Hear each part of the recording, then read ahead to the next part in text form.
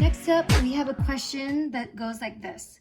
Flying against the wind, an airplane travels 5,130 kilometers in 9 hours. Flying with the wind, the same plane travels 7,280 kilometers in 8 hours. What is the rate of the plane in still air, and what is the rate of the wind? So find the rate of the plane in still air, find the rate of the wind. So what we call this is a motion problem. A motion problem are problems where something is moving, hence an emotion. And when something's moving, there are three components to its movement. There's a distance that it travels, the rate or the speed in which it travels, and the time it took to travel. And this is the formula for motions. So if you take physics, you're going to see this in physics as well. Distance equals rate times time. And for short, I call it DIRT. D-R-T. So if you think of something moving, it kicks up dirt, right? So if someone is running, or okay, this is pretend someone's running, and they kick up dirt, right? That's supposed to be dirt because they're moving. So in these types of problems, you're always gonna, when you're dealing with systems of equations, we're dealing with two equations and two unknowns. So with that, I'm going to create a chart. So whenever I have these problems, I have d equals to r times t. I'm going to create a chart because in these word problems in math, there's always going to be two scenarios that are going on, and each scenario is going to have a distance, rate, and time. So there's always going to be a scenario 1, and there's always going to be a scenario 2. So the distance is the distance in which it travels, the rate is the speed, and the time is the time it took to travel. So notice in this word problem here, what are the two different scenarios? The first scenario is it's flying the plane is flying against the wind. The second scenario is the plane is flying with the wind. So here, flying against the wind and flying with the wind. So the first scenario is plane flying against the wind, and the second scenario is flying with the wind. So when you're flying against, so here's the plane. So I'm going to just draw a picture, and please excuse my really bad drawing. Here is the wind. The wind is blowing this way, right? So here's the wind, and if the plane is flying with the wind, and my planes always look like birds for some reason.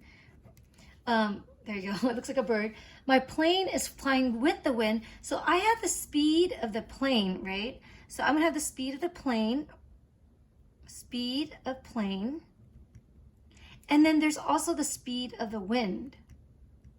So when the plane is going with the wind, do you think it's gonna go faster or slower?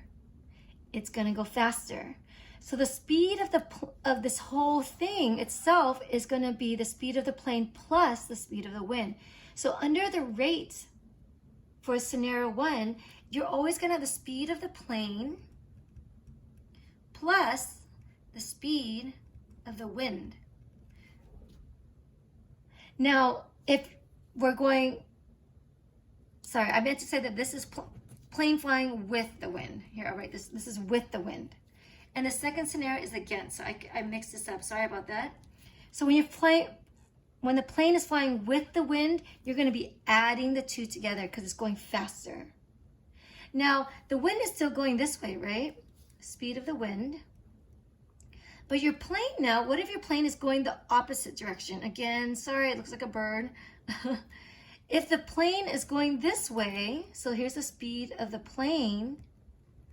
If the plane is going this way and the wind is pushing against it, do you think the plane is going to go faster or slower? The plane is going to go slower, right? If it's going this way and something's pushing it, it's going to go slower. So the speed of this whole system of the plane going against the wind is that it's going to be the speed of the plane. You always put the speed of the plane first because that's a bigger object, minus the speed of the wind. So under the rate for the second box, when you're going against the wind, it's the speed of the plane minus the speed of the wind. So this is something to keep in mind for every single problem when you have a force going against it or going with it. And it doesn't have to be a plane and a wind. It could be a boat and a current pushing against it. So again, it could be a boat in water or a plane in a wind or this or that. It could be multiple options. But the idea is the object, when it's going with the force, you add it. When there's an object that's going against the force, you subtract it, where you have the object first minus the force. So now that we know that, let's go ahead and look at our problem here. And let's go ahead and fill in this box. So I'm going to do this again. I'm going to put distance equals rate times time. And I'm going to create a chart here. So I'm going to say flying with the wind, and this is against the wind. So those are the two scenarios. So I'm going to see which one goes in which, right? So here, flying against the wind, so I'm going to be looking at this scenario. Flying against the wind, an airplane travels 5,130 kilometers in 9 hours. 5,130 kilometers, is that a distance, rate, or time? That is distance. And that's a distance flying against the wind. So here, I put it in this box, 5,130. In 9 hours, 9 hours is time. So I put the 9 here. Flying with the wind, so flying with the wind now, so with the wind is this top row. The same plane travels 7,280 kilometers, so that's the distance, 7,280 in 8 hours. So 8 hours, which should make sense, right? If you're going with the wind, you're actually going further in less amount of time. If you're going against the wind, you're gonna not cover as much ground and it's gonna take you more time. What is the rate of the plane in still air and what is the rate of the wind? So what they're asking me now is what is the speed or the rate of the plane in still air, meaning just looking at the plane itself, just considering the plane itself without the wind. So the speed of the plane, what is the speed of the plane itself, and what is the speed of the wind or the rate of the wind? So whenever we come across these problems, we always have to assign a variable for what we do not know. So the rate of the plane in still air, I'll call that P. P for plane. The rate of the wind is W, right? So I let it stand. You could put X and Y, doesn't matter. So when I fill out this box, the rate when the plane is going with the wind is going to be, so again, I call it the plane P and I call it the wind W, right? Here's the P and W. So when the plane is going with the wind, it's going to be going faster. So how fast is this going? It's going the speed of the plane plus the speed of the wind. We wrote that here. So that's going to be P plus W. So right here, I'm going to put P plus W.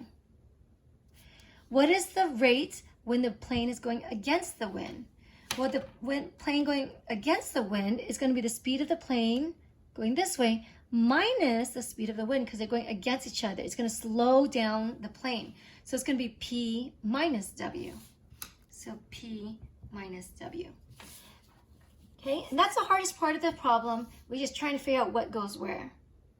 So after you do this, now you create two equations. So now that you filled out the chart, now you're going to create two equations using this chart. So this chart is simply just to organize your work. The two equations are distance equals rate times time. So distance, 7280, is equal to rate times time. So P plus W times 8. I put in parentheses. Against the wind, it's going to be 5,130 is equal to distance equals rate times time. So P minus W times 9, and I put these in parentheses again. So these are my two equations, and I'm done reading the word problem now, and now I want to solve for P and W. So solve for P and W. So to solve that, well, I noticed there's an 8 here. I'm going to divide 8 over there just to make this look a little bit prettier. I'm just going to divide by 8 on both sides to make this look prettier. So 7280 divided by 8 will give me 910. So if I divide this by 8 on the other side, I get 910 is equal to P plus W. See, you just made it look a lot prettier. I divide the 9 over to the other side, so 5,130 divided by 9, I end up getting 570. So here I get 570 is equal to P minus W. So I just made these two equations look a little bit simpler. Now I ask myself, okay, I have two equations with two unknowns.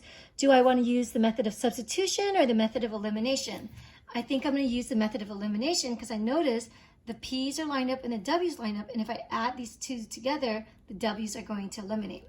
So that makes my life a lot easier. So when I add these two equations together, I get 910 plus 570 gives me 1,480 is equal to P plus P is 2P. W minus W becomes 0. So I had added these columns together. And now I can solve for P, divide this by 2. I end up getting that P is equal to 740. So that means the rate of the plane is 740 kilometers per hour. So here, the rate of the plane in still air is 740 kilometers per hour. Now I want to find out what is the rate of the wind.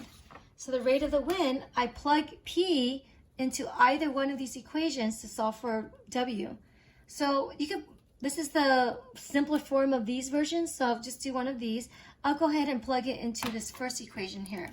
So this first equation, again, you can plug it into any equation. I just picked the easiest one to make my life easier. I have 910 is equal to P plus W.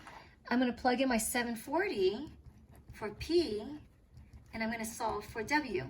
So W is 910 minus 740. 910 minus 740 is 170. So that means that the wind is going at 170 miles per hour. So that should make sense that the plane is going faster than the wind, right? Because if the wind's faster, if the wind is stronger, you're pushing the plane backwards. So the plane should always be stronger than the wind.